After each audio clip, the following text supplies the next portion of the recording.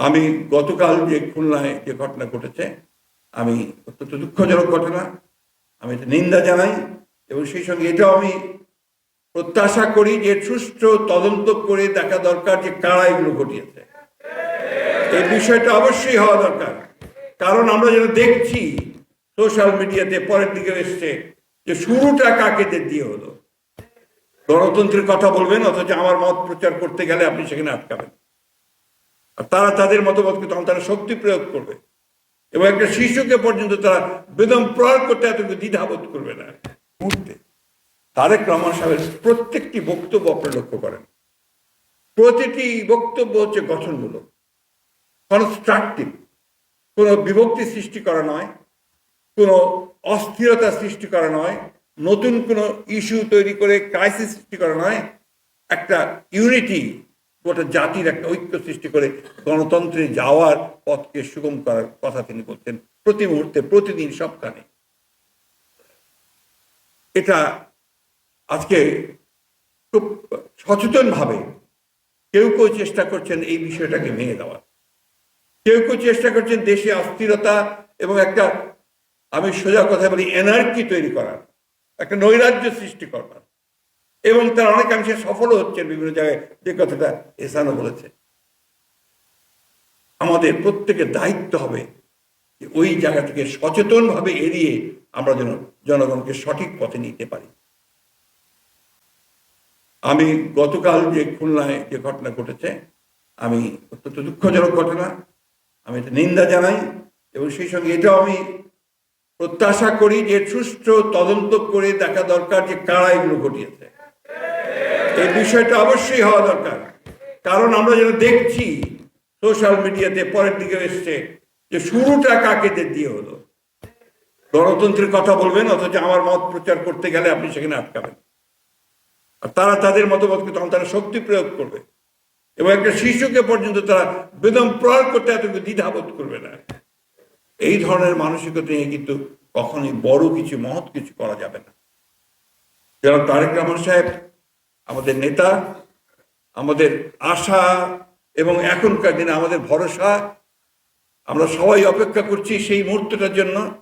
আমার মনে পড়ছে একটি কথা, যে কথাটা বাংলাদেশ আরেকবার এইরকমই মানুষ অপেক্ষা করেছিল একজন নেতার জন্য।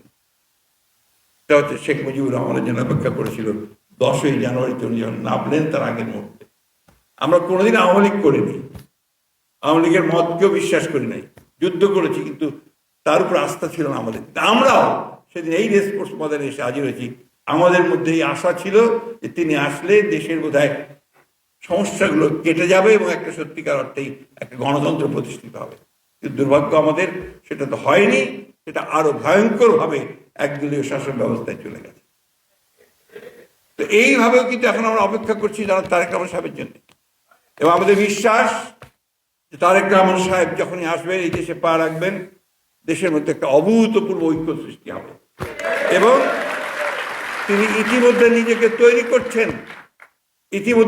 তৈরি করছেন যে আসার পরে তিনি কিভাবে এই দেশকে নেতৃত্ব দেবেন, এই জাতিকে নেতৃত্ব দেবেন।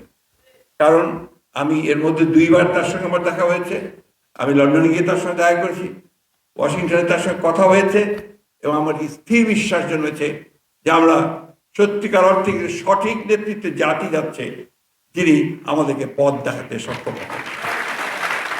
আমি ধন্যবাদ জানাতে চাই আদর্শের, যিনি পাবলিশ করেছেন এই বইটা, এবং আমি আমাদের চৌধুরী অ্যানি এবং ডক্টর পাভেল সাহেবকে ধন্যবাদ জানাতে চাই যে তারা একটা উপযুক্ত সময়ে এই বইটি পাবলিশ করেছেন।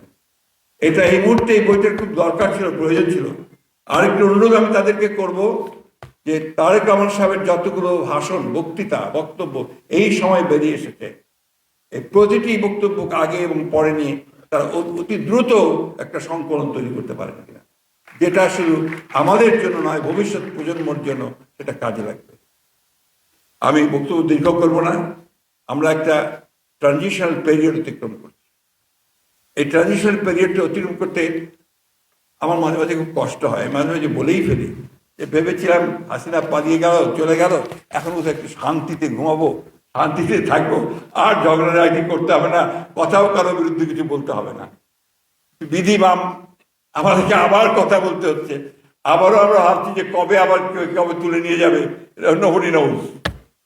কিন্তু এইবার আমার বিশ্বাস যে আমাদের ইয়াং জেনারেশন যেভাবে এগিয়ে এসছে, আমাদের ছাত্রদল যেভাবে এগিয়ে এসছে, আমাদের বিভিন্ন স্তরের নেতারা যেভাবে এগিয়ে আসছে, তাতে করে এই ঐক্য আরো সুদৃঢ় হবে এবং এখানে কেউই আমাদেরকে ভিন্ন পথে পরিচালিত করতে পারবে না।